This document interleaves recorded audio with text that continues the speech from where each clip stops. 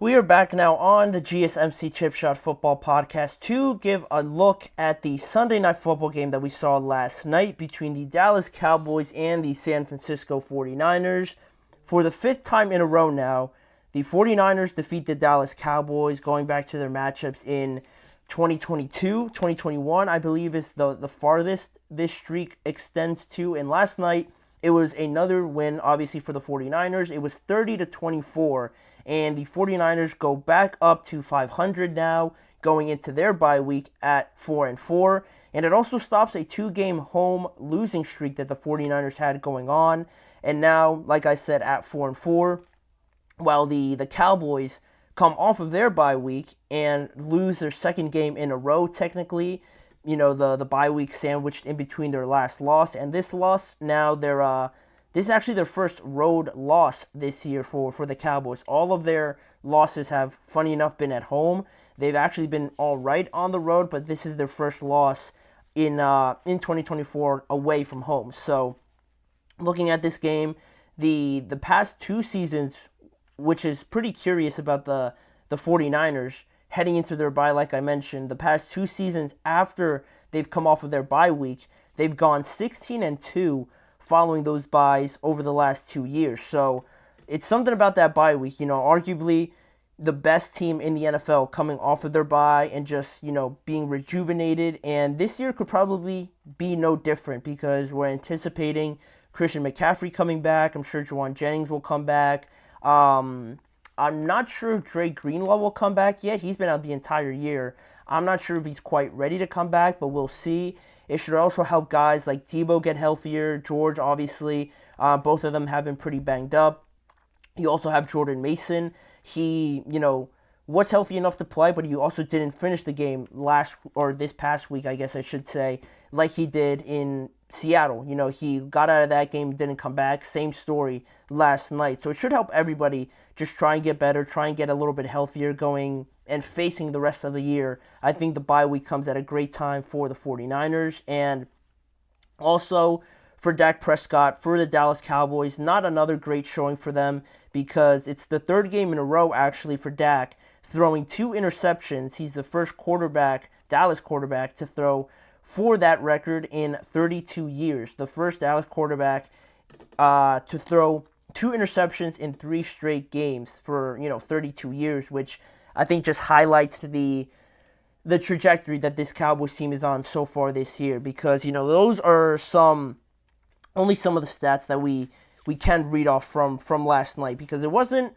the stats are one thing. I'd like to read them out just because it gives you a good idea of what the overall performances were like from some of these players. And on Dak, he had 243 yards, 2 touchdowns, 2 interceptions, 25 of 38, which might not suggest an awful night, but once we get into the context of it, it might look a little bit worse. The running game, non-existent again for the Cowboys. There was no Rico Dowdle, so Dalvin Cook actually played in this game for the first time all year. He had six carries for 12 yards. Zeke had the most with 10 for 34 yards. He actually scored a touchdown as well. And the receiving, it's not any different. It's a one-man show for Dallas. CeeDee Lamb, 13 receptions, 146 yards, and 2 touchdowns. Insane from CeeDee Lamb, just overall, what he was able to bring. And, it's pretty mind-blowing that they're able to be in these close games. 24-30 does not suggest a blowout by any means. And have CeeDee put up these crazy numbers and still, it feels like it's so far off, but the scores are pretty close and you're only going at it with one guy. Could you imagine if over the offseason, like everybody keeps talking about, if they would have added, I'm not saying Derrick Henry necessarily, but other guys that would have made this team a lot better? It's just so obvious of a neglected issue that at this point, when you have these close games, I can't help not think about, well, what if they just went out and got maybe some more defensive help on the defensive line? They maybe got another cheap receiver out there somewhere, or helped in the running game, maybe bring in a running back. Again, not necessarily Derrick Henry. For whatever reason, they felt like that wasn't gonna fit into their team, or whatever Jerry Jones said, ridiculous thing that he said about Derrick not fitting their offense. Like, the most egregious thing you could say at this point is say that Derek isn't going to fit your offense, right? The kind of season that he's having compared to the Cowboys is just insane to say. But for the other side of things, the 49ers, they had Brock Purdy throw for 260 yards. He only threw a touchdown. He was 18 of 26. And overall, running-wise, not just Brock Purdy, Isaac Guerrero, and even Jordan Mason, the entire rushing offense for the 49ers had 223 yards, 2 rushing touchdowns, and it was Isaac Guerrero, the rookie running back, to lead that group with 14 carries, 85 yards, and a touchdown.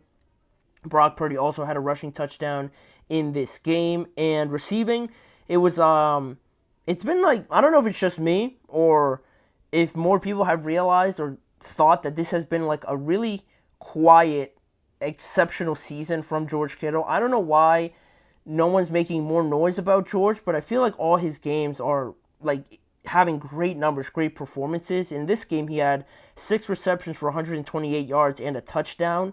It might just be because the 49ers are a little bit, give or take, they're exactly 500 up until this point. But, George, I feel like looking over his last couple games, it's 6 receptions, 128, 6 receptions, 92 yards, 5 for 58, 8 for 64 and a touchdown, and 4 for 45 and a touchdown.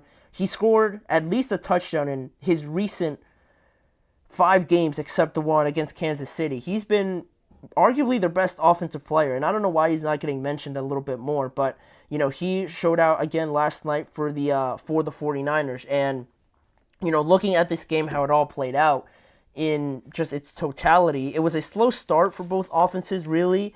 The first half was a little bit dull just because of the fact that it was so low scoring. The defenses really put their mark on the game early on.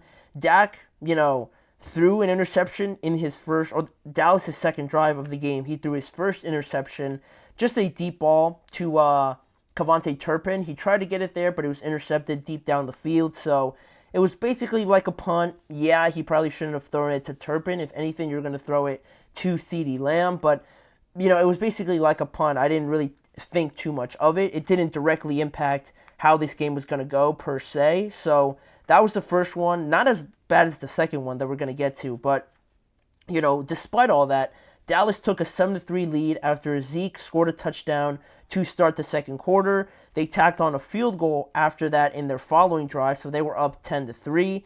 Then San Francisco got a field goal also to tag on to their first field goal, and the score was 10-6 at halftime. So, like I said, not the most exciting game in the first half just based on who's playing, but the second half definitely took off for the 49ers because they scored on 3 straight drives, 3 touchdowns, I might add. They scored 3 straight touchdowns from the third quarter and on.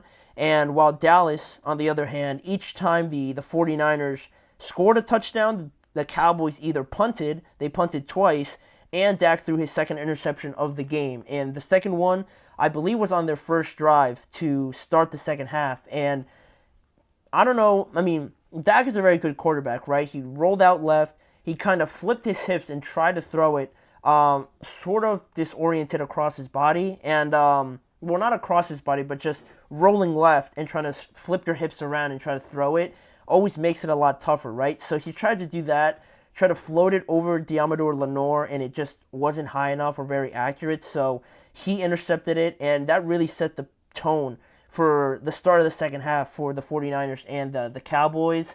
Frank Perez says, the New York Giants cover the point tonight, +6, book it. I would not be surprised, honestly. I'm a pretty pessimistic Steelers fan, so I feel like every game it's going to be like low scoring, or the Steelers are just going to be in a game that they shouldn't be. The Cowboys game was the same thing. I was surprised as anybody to see the Cowboys beat the Steelers at home, so I'm a pretty pessimistic fan when it comes to that. I wouldn't be surprised if the Giants cover, because their defense is good. Also, Dallas is bad, is the bad show of the NFL. Yeah. It's pretty remarkable that they're 3-4, honestly, because at 3-4, you look at other teams that are 3-4, it doesn't suggest necessarily that they're awful, but it is pretty remarkable that they have been 3-4 despite what how they played and all their deficiencies and anything like that. I don't trust Russell Wilson. I think I've been a little bit more convinced. I would have shared that thought, Frank, but I don't know. He looked pretty good last week. I thought it was going to be really bad last week, so my expectations might have been really low. So I was pretty impressed by him. I thought either he was going to be really bad and the Steelers were going to go to Justin this week against the Giants, or he has 3 touchdowns like he did against a Jets team that now I think we all realize really isn't that great of competition, or that defense really isn't that great. So there is a little bit of a context there, an asterisk, if you will. But, I think he's earned the benefit of the doubt now. It's hard to throw 3 touchdowns and not be trusted. So, we'll ride with Russell Wilson until now. But it is a slippery slope, I will admit that, right? If you're going to go with Russ and really not name him the starter, and then once he plays bad, all these questions come up. That's where I really don't like this give or take with them. He will have 3 interceptions tonight. I don't know about that. If he throws 3 interceptions tonight, it'll be a bad show for me tomorrow. But regardless of the fact here, to just recap here on the Cowboys, it was, the start of the second half really set the tone for everything. After Dak threw his second interception and the Cowboys punted, Dallas then, kind of came to life there late in the fourth quarter. CeeDee Lamb scoring 2 touchdowns, making it 24-30 after the 49ers tacked on another field goal. But the last chance that Dallas got, it led to Dak Prescott just going 3 and out with 3 incompletions, and that was pretty much the game. And the only thing I will say about this game for the Cowboys, because I feel like we've said enough already with how many times we've done this show and how many times we've talked about the Cowboys, is that this is Dallas's 4th game of a matchup decided by 6 points or less.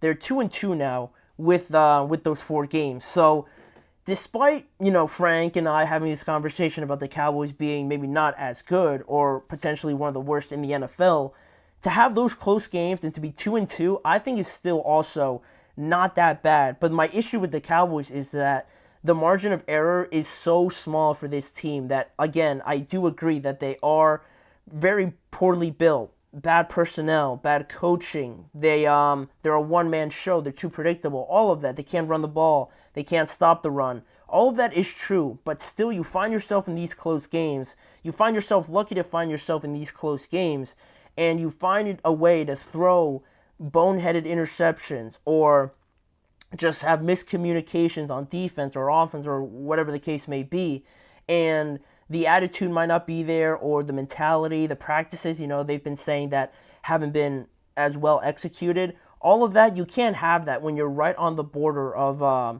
winning and losing. And when you're in these close games, it could make the difference, right? The turnovers and things like that, you can't have that, especially when you're so deficient on all these different areas. So that's my issue really with the Cowboys, that they should not be, like, 3-4 is not that bad of a record for how everybody describes them, but they just keep shooting themselves in the foot. So maybe if they overcome these turnovers and not just try to get in their way, maybe they could have some more success going forward. But their next couple games are tough: at Atlanta, at home against Philly, at home against Houston, and then at Washington. If they don't stop shooting themselves in the foot, they're probably not going to win any of those games. And then really, we could talk about them like a bottom team, because the record right now doesn't really show it too much, and that could be a little deceiving. So lastly here, Frank, Pittsburgh is not that good. Who have they beat? Off the top of my head, the best team that the Steelers have beaten, that's a great question, honestly, because if I can't give you a straight answer right now, it's probably not anybody. The best one is probably the Falcons. The Falcons or the Chargers, I guess. Those two are the best teams they've beaten. The Jets aren't that good, obviously, now that we know.